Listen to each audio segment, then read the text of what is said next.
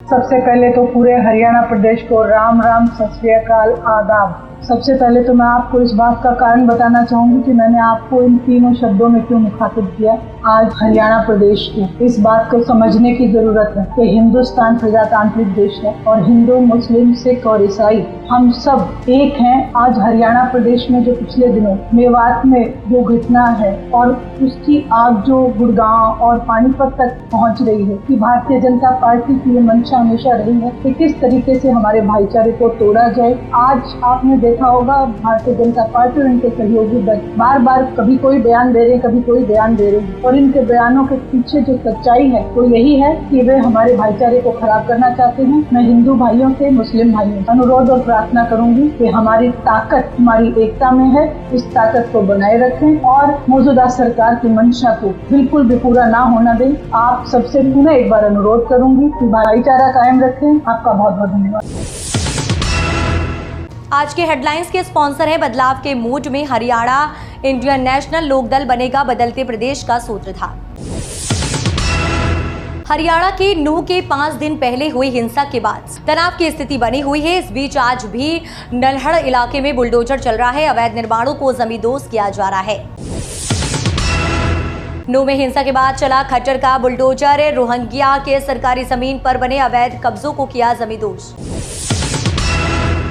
नूह हिंसा के दंगाइयों पर एक्शन। खट्टर सरकार का चला बुलडोजर। अवैध मकान दुकान तोड़े। 250 झुग्गियां जमींदोज। नूह हिंसा में शामिल रोहंग्याओं की बस्ती पर चला बुलडोजर। मेवात की पहाड़ियों में छिपे घुसपैठिए। नूह के नल्हड़ में प्रशासन की कार्यवाही। अवैध निर्माण पर चला बुलडोजर। इनेलो के राष्ट्रीय महासचिव अभय सिंह चौटाला ने कहा कि भाजपा का एक ही मकसद है, लोगों में भय का माहौल बनाकर रखना और भ्रष्टाचार करके जमकर लूटना। मैं क्या कहना चाहेंगे जिस तरह से मुख्यमंत्री उसके लिए सरकार पूर्ण रूप से दोषी है और मुख्यमंत्री का जो बयान है बहुत निंदनीय है। जो मुख्यमंत्री ने ये कहा है कि लोग अपनी हिफाजत खुद करें, इस मुख्यमंत्री को जो प्रदेश के अंदर इस किस्म की बात करता है कायर है, कमजोर आदमी है।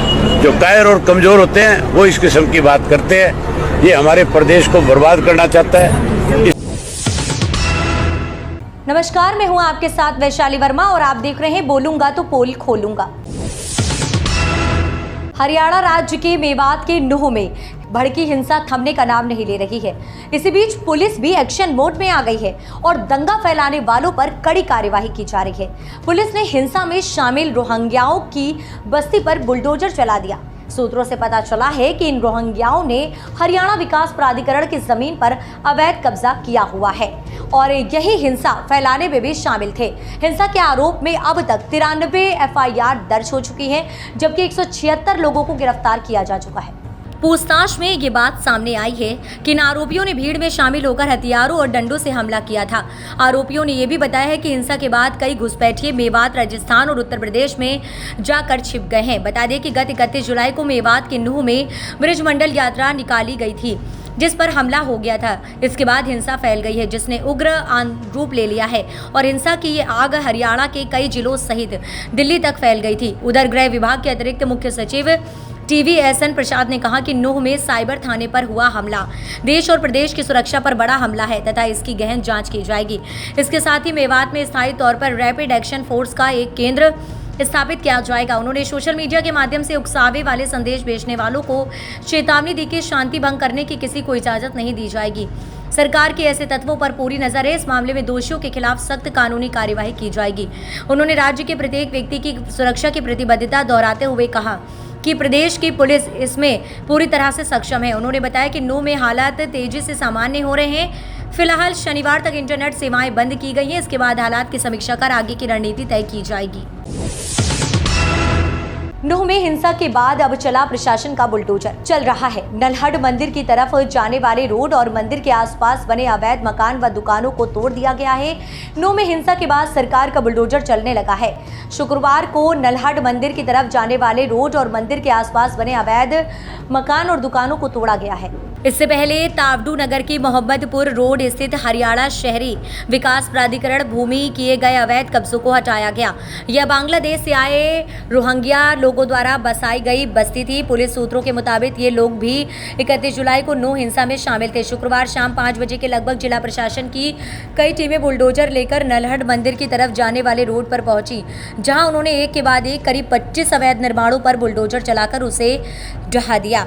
उपायुक्त प्रशांत पवार ने पुष्टि करते हुए बताया कि नल्हड़ शिव मंदिर के पीछे वन विभाग की लगभग 5 एकड़ भूमि पर लोगों द्वारा अतिक्रमण किया हुआ था, जिसे शुक्रवार को धाराशाही किया गया। इसी प्रकार पुन्हाना में वन विभाग की 6 एकड़ भूमि पर अवैध रूप से बने मकान को धाराशाही किया गया। नगीना के क्षेत्र धोबीघाट में भी तोड़फोड़ दस्ते द्वारा लगभग 1 एकड़ भूमि को खाली करवाया गया। इसी प्रकार गांव नांगल मुबारकपुर में 2 एकड़ भूमि पर बने शेड तोड़ा गया।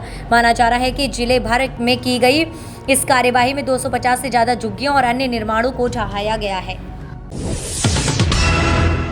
परिवर्तन पदयात्रा आपके द्वार 153वें दिन जिला करनाल के हल्का असंध के गगसीना से शुरू हुई और मुनक, बल, पबाना, बल्ला, मानपुरा और कुरलन होते हुए सालवन पहुंची। इनेलो प्रधान महासचिव अभय सिंह चौटाला का गांव वासियों ने ढोल नगाड़ों और पुष्प वर्षा के साथ स्वागत किया।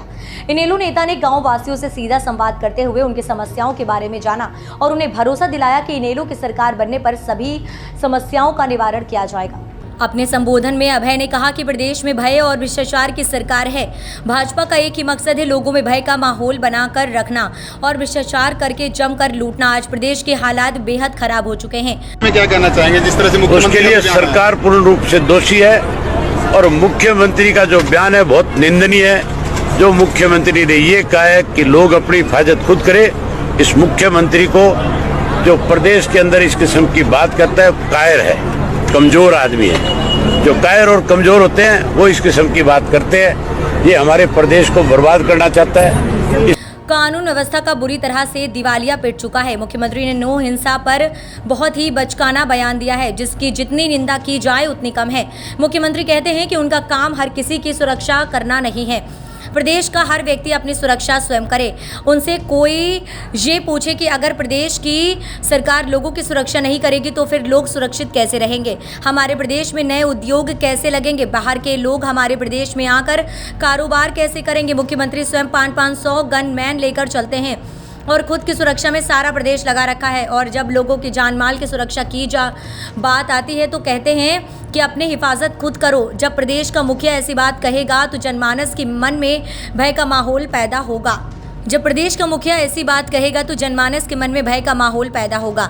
कुल मिलाकर भाजपा सरकार ने प्रदेश को पूरी तरह से बर्बाद कर दिया है। ऐसे में जो मुख्यमंत्री प्रदेश के लोगों की सुरक्षा नहीं कर सकता, उसे एक पल के लिए भी इस पद पर बने रहने का कोई नैतिक अधिकार नहीं है। इनेलो नेता ने कहा कि जहां भाजपा गठबंधन सरकार में महंगाई, बेरोजगारी, लूट, भ्रष्टाचार, घोटालों और लचर कानून व्यवस्था के कारण प्रदेश की जनता पूरी तरह से त्रस्त है और आने वाले चुनाव में भाजपा गठबंधन को सत्ता से उखाड़ फेंकेगी, वहीं लोगों को दिखाई दे रहा है कि कांग्रेस में भारी गुटबाजी और उनकी ये लड़ाई अब सड़कों पर आ चुकी है। सभा में उपस्थित लोगों ने अभय की बात का हाथ उठाकर समर्थन किया और भविष्य में इनेलो का साथ देने और भाजपा और कांग्रेस को वोट न देने का निर्णय लिया। देश दुनिया की तमाम बड़ी खबरों को जानने के लिए जुड़े रहिए हमारे साथ बोलूंगा तो पोल खोलूंगा न्यूज़ चैनल के साथ।